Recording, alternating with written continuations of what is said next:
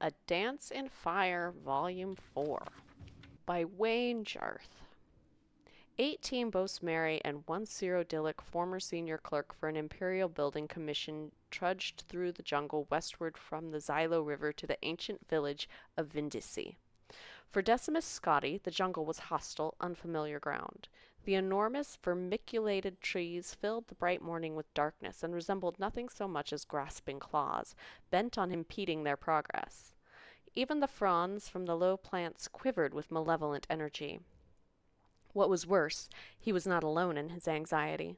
His fellow travelers, the natives who had survived the Khajiit attacks on the villages of Grenos and Athay, wore faces of undisguised fear. There was something sentient in the jungle, and not merely the mad but benevolent indigenous spirits. In his peripheral vision, Scotty could see the shadows of the Khajiiti following the refugees, leaping from tree to tree. When he turned to face them, the lithe forms vanished into the gloom as if they had never been there, but he knew he had seen them, and the Bosmeri saw them too, and quickened their pace. After 18 hours, bitten raw by insects, scratched by 1,000 thorns, they emerged into a valley clearing. It was night, but a row of blazing torches greeted them, illuminating the leather-wrought tents and jumbled stones of the hamlet of Vindisi. At the end of the valley, the torches marked a sacred site, a gnarled bower of trees pressed close together to form a temple. Wordlessly, the Bosmeri walked the torch arcade toward the trees. Scotty followed them.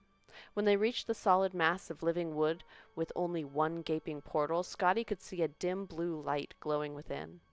A low, sonorous moan from 100 voices echoed within. The Bosmeri maiden he had been following held out her hand, stopping him. "You do not understand, but no outsider, not even a friend, may enter," she said. "This is a holy place." Scotty nodded and watched the refugees march into the temple, heads bowed. Their voices joined with the ones within. When the last wood elf had gone inside, Scotty turned his attention back to the village. There must be food to be had somewhere. A tendril of smoke and a faint whiff of roasting venison beyond the torchlight led him. They were 5 Cyrodiils, 2 Bretons, and a Nord. The group gathered around a campfire of glowing white stones, pulling steaming strips of meat from the cadaver of a great stag. At Scotty's approach, they rose up, all but the Nord, who was distracted by his hunk of animal flesh.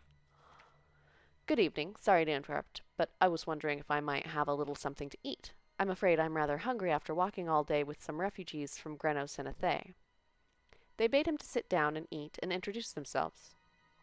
"So the war's back on, it seems," said Scotty amiably. "Best thing for these effete do-nothings," replied the Nord in between bites. "I've never seen such a lazy culture. Now they got the Khajiiti striking them on land and the High Elves at the sea. If there's any province that deserves a little distress, it's damnable Valenwood." "I don't see how they're so offensive to you," laughed one of the Bretons.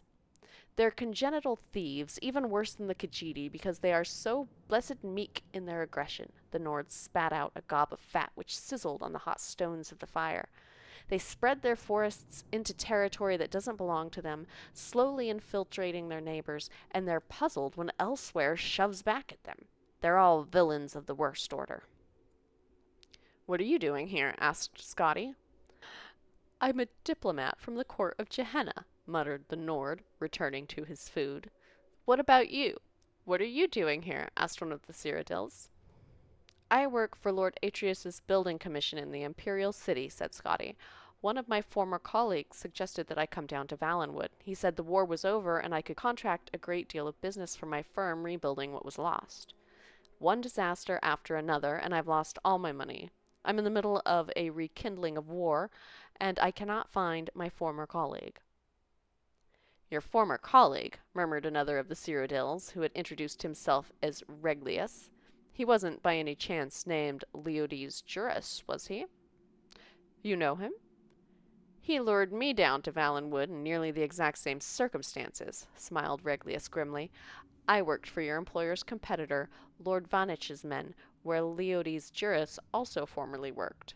He wrote to me asking that I represent an imperial building commission and contract some post-war construction.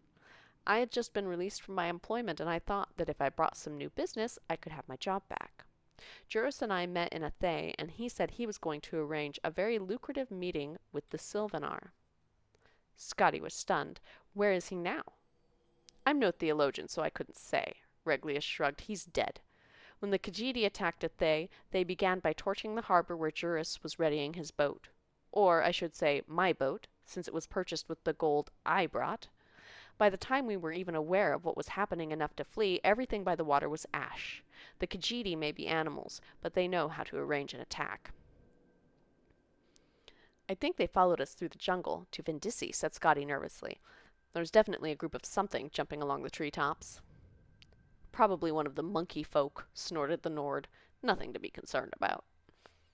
When we first came to Vindisi and the Bosmeri all entered that tree, they were furious, whispering something about unleashing an ancient terror on their enemies. The Breton shivered, remembering. They've been there ever since, for over a day and a half now. If you want something to be afraid of, that's the direction to look. The other Breton, who was a representative of the Daggerfall Mages Guild, was staring off into the darkness while his fellow provincial spoke.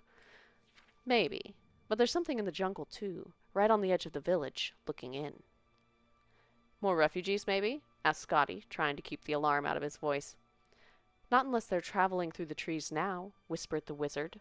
The Nord and one of the Cyrodiils grabbed a long tarp of wet leather and pulled it across the fire, instantly extinguishing it without so much as a sizzle.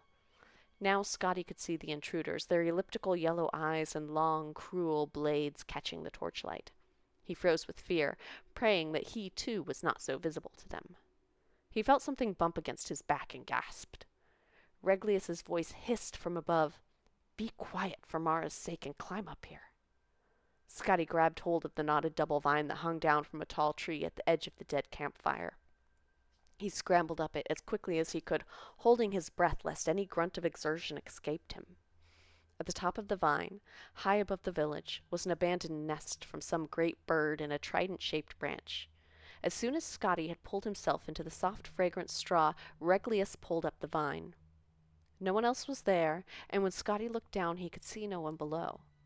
No one, that is, except the Khajiit, slowly moving toward the glow of the temple tree. Thank you, whispered Scotty, deeply touched that a competitor had helped him. He turned away from the village and saw that the tree's upper branches brushed against the mossy rock walls that surrounded the valley below. How are you at climbing? You're mad, said Reglius under his breath. We should stay here until they leave. If they burn Vindisi like they did at Thay and Grenos, we'll be dead sure as if we were on the ground. Scotty began the slow, careful climb up the tree, testing each branch. Can you see what they're doing? I can't really tell. Reglius stared down into the gloom. They're at the front of the temple. I think they also have, it looks like long ropes trailing off behind them, off into the pass. Scotty crawled onto the strongest branch that pointed toward the wet, rocky face of the cliff. It was not a far jump at all, so close, in fact, that he could smell the moisture and feel the coolness of the stone. But it was a jump nevertheless, and in his history as a clerk he had never before leapt from a tree 100 feet off the ground to a sheer rock. He pictured in his mind's eye the shadows that had pursued him through the jungle from the heights above, how their legs coiled to spring, how their arms snapped forward in an elegant fluid motion to grasp. He leapt. His hands grappled for rock, but long, thick cords of moss were more accessible.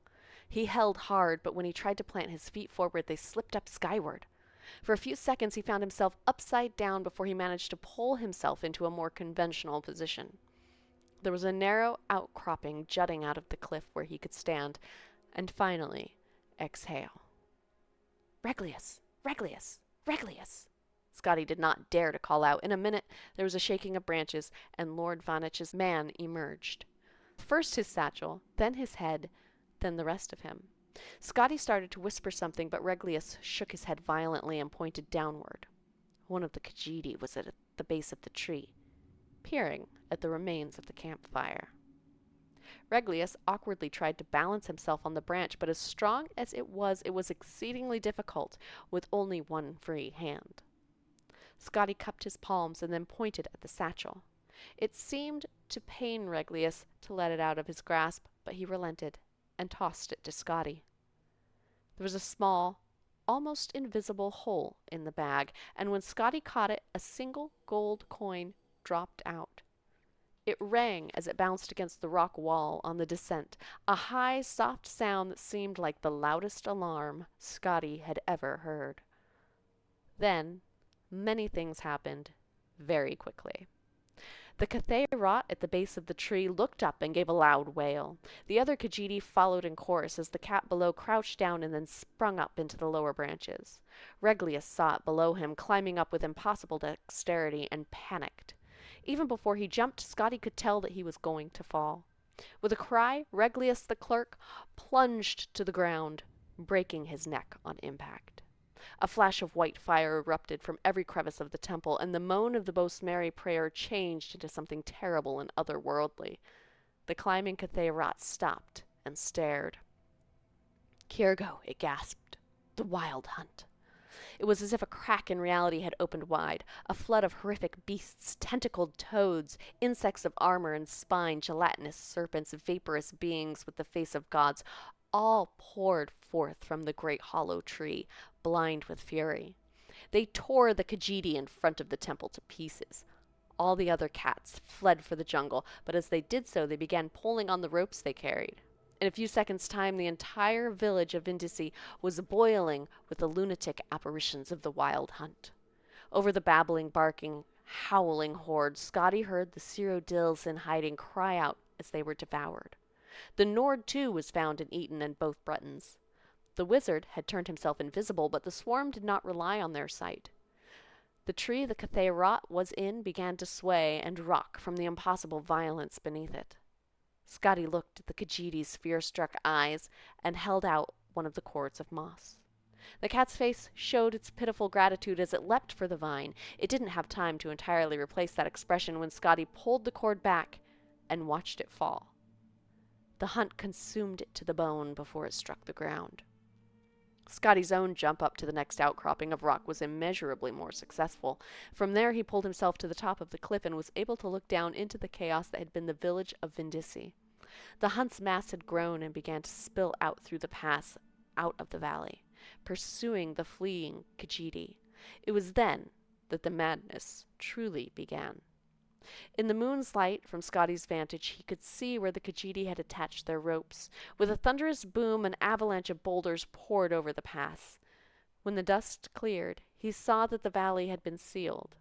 The Wild Hunt had nowhere to turn but on itself.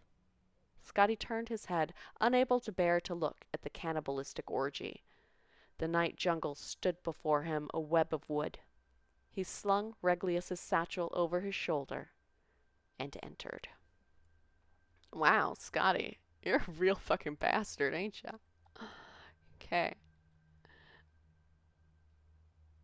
Yeah, I know. We're in the middle of like this raid, and I just stopped to read a book. It's fine.